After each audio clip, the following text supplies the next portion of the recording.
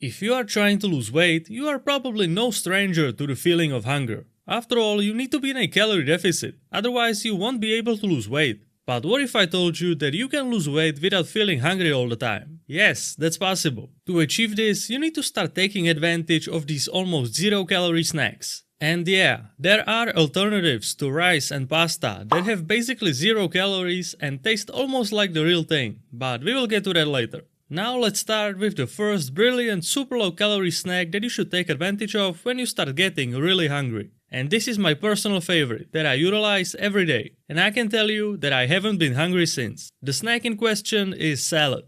Hey, I saw that you rolled your eyes to the back of your brain when I said salad, but wait a second. Utilizing salads is not only just a low-calorie snack, but it's a habit that you should adapt. I can tell you what I do personally every day. In the morning, I prepare a really big bowl of salad and utilize it throughout the day with my meals. So for example, if I have scrambled eggs for breakfast, I eat a little bit of salad with it, then do the same with lunch and so on. I don't concern myself with the amount of salad I eat with each meal. I simply eat until I'm full, and then I stop. And because it's just a low-calorie salad, I can eat as much of it as I want. So when I eat my meals, I never have the feeling of hunger afterwards. I'm always satiated. This is an insane game changer that I just can't recommend enough. And you know, the salads don't have to be boring.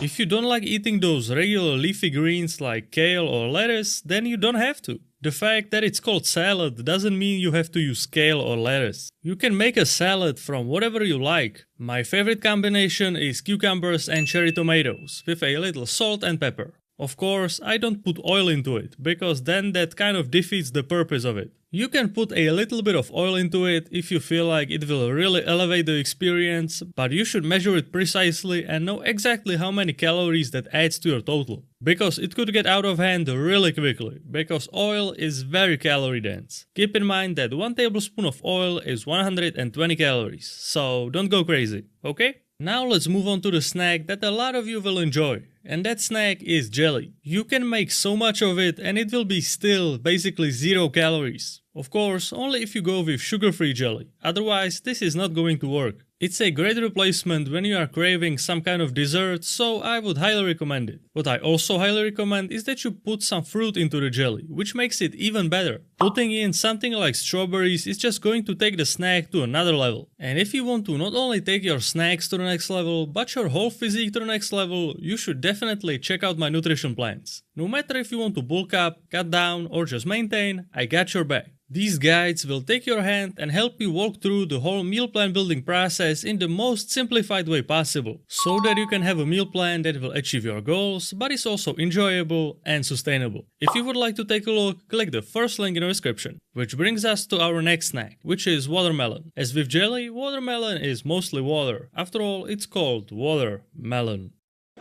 So it's a great option when you need to snack on something sweet and feel satiated after. As we get to more and more of these super low calorie snacks, you will start to realize that water plays a big role in most of them, which is also the case for our next food, which is highly satiating, even though it's basically just water. I'm of course talking about soups and broths. This is definitely one of the most underrated dieting foods, because it really gives the illusion that it will not be filling at all, but this couldn't be further from the truth. So you have a couple of options here. Option 1, clear broths, so for example chicken or beef broths. Very tasty and very filling. Second option, vegetable soups, where you can put in some vegetables you like and here you go, you got a very filling snack. And if you want to take the soups and broths to another level, you can put in some kind of protein source to make it into a quote-unquote normal meal that can become a part of your daily diet. For example, by adding chicken, tofu, or whatever else floats your boat. If you have never tried making a soup or a broth, you really need to give it a shot. Trust me, it will be well worth it.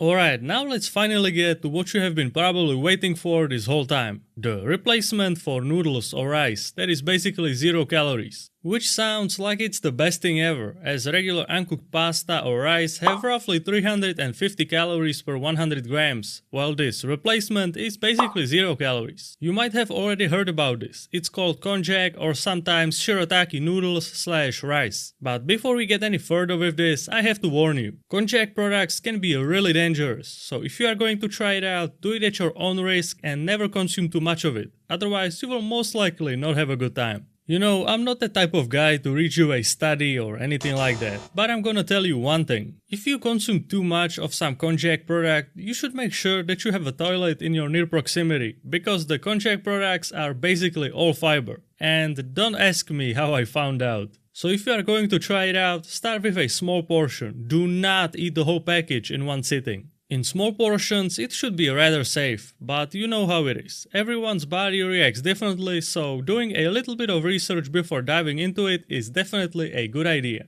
If you decide to try it out, you need to know that once you open the package, you are going to be met with not a very nice smell. So I highly recommend you properly rinse it out, because it really smells pretty bad. And if you want to get rid of it, you will need to rinse it out multiple times. What I think is the best use case for the konjac products is to utilize them to kind of bulk up your regular meals. So if you are making regular pasta, you can try mixing in some konjac noodles to increase the volume of the meal. Maybe something like 70% regular pasta and 30% konjac noodles. And you can do the same exact thing with konjac rice. This will also make it taste a lot better, because these konjac products have a gel-like texture which might not be everyone's cup of tea. But what I think is a much better alternative to the konjac products if you want to bulk up your meals is zucchini. You can take the zucchini, grate it into noodle shapes, and then you can easily mix it in your spaghetti, for example. This can easily double the volume of your food. And if you think it's going to taste nasty, no, don't worry. If you mix it in with some sauce or something, it will actually be pretty good. Now let me share with you one of my favorite snacks, which you might find really weird, but it's so good. Especially if you are really deep in your diet, because at that point literally everything starts to look appetizing. Take a cucumber, chop it up into small chips, and then put some soy sauce or pink salt on top of it, and you have an awesome snack. I already see some of you with your pitchforks saying, "That's too much salt, you can't do that." I mean sure, but a little bit of salt or soy sauce has never killed anybody. Plus, if you are an active individual, which you should be if you are watching this channel, then some extra sodium will not go in vain. After all, salt is basically the most important electrolyte, and you need electrolytes through any type of physical activity, because getting a cramp while you are rocking, running, or doing whatever else is really not a fun thing. You know how it is, everything in moderation. Extremes always result in problems. So yeah, if you eat this snack 10 times every day, then you will have a problem. But this could be said about basically anything. So using common sense is always the best way to go.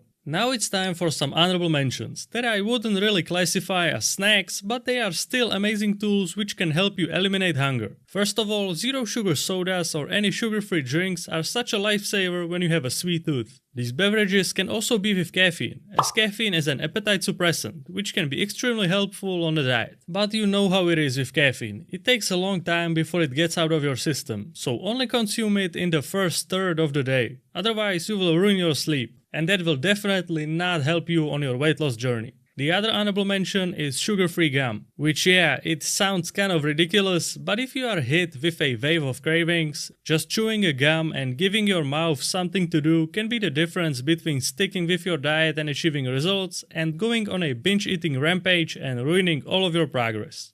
And that's it. I hope that you will take at least one snack idea from this video and implement it into your own diet, so that you don't have to battle with constant hunger anymore. Thank you for watching, and I will see you next time.